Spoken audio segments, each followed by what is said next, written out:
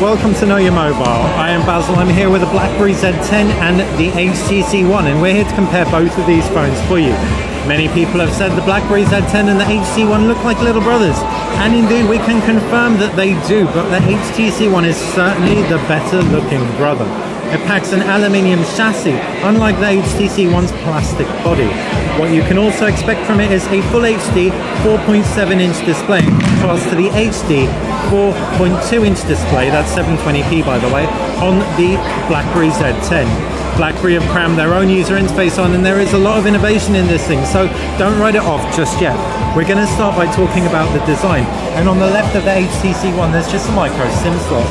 On the right hand side there's a volume rock, while down below is the micro USB port, while up top is the infrared port and power button. Yes, this thing is a TV remote control.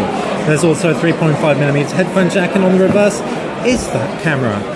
The BlackBerry Z10 packs to the left side a micro HDMI and a micro USB port. On the right, volume rocker with a voice control button in betwixt, and a power button up top with a 3.5mm headphone jack. No infrared, sadly. On the base is a speaker and a little wedge to grab your back cover off with, and there's a camera around the back and a lattice molded backing.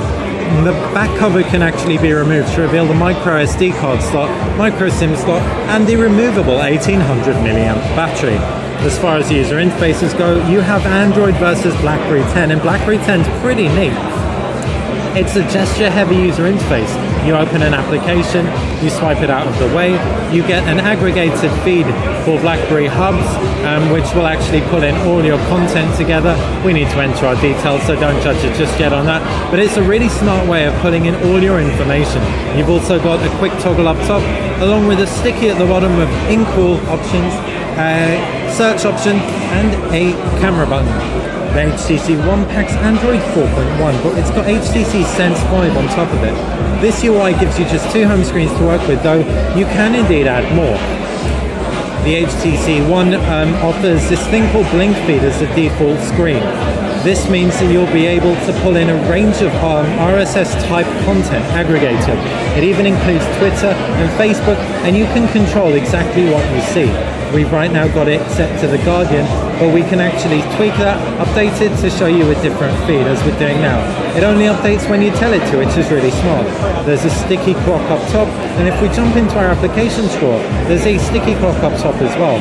We can also switch out the order of the apps, and we can also view it by grid, a 4x5 grid or a 3x3 grid. We definitely prefer the larger version. As you can see, you can also include folders in your application drawer, so there's a lot of innovation going on within the UI. Hey, HTC's Peter Chow takes center stage. Indeed, that is where we are at the HTC event here in London, and as far as the HTC Sense goes, that's the main thing, but the next thing to really talk about is the camera. You've got something called HTC Zoe on here, and that's the camera's ability to take a video, 3.6 seconds, and 20 pictures simultaneously, and turn it all into something altogether magical. The 4-megapixel camera around the back might sound like it's lacking in pixels. However, the pixels are larger than on any other camera. This means low light performance, when coupled with optical image stabilization, is going to trump the BlackBerry Z10 No End, which we have reviewed, and we can tell you low light performance is its real downfall.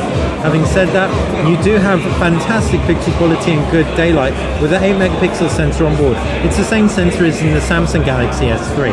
All in all though, we're going to throw it out that the HTC will probably be better in terms of optics with its focus on it, but we haven't got one in for review, so a definitive conclusion will indeed have to wait.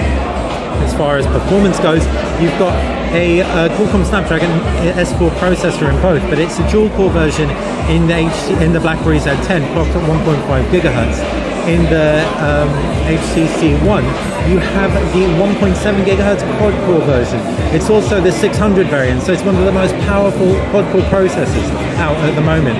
In turn, we should feel full HD display should be powered along with no problem. Speaking of that display, you have a whopping pixel density of 468, and that's in contrast to the roughly 300 and something pixel density in the BlackBerry Z10. So while BlackBerry innovates hugely in terms of its gesture support, HTC do so in terms of UI on top of Android. Which is the right one for you? Well, that's your decision to make, but we've given you our opinion on what differs between these two really gorgeous handsets. Thanks for watching Know Your Mobile. I've been Basil, this has been the HTC One and the BlackBerry Z10. Enjoy the rest of the videos that we take at the HTC One launch. If you do like this video, subscribe to this channel and click like. Thanks for watching Know Your Mobile.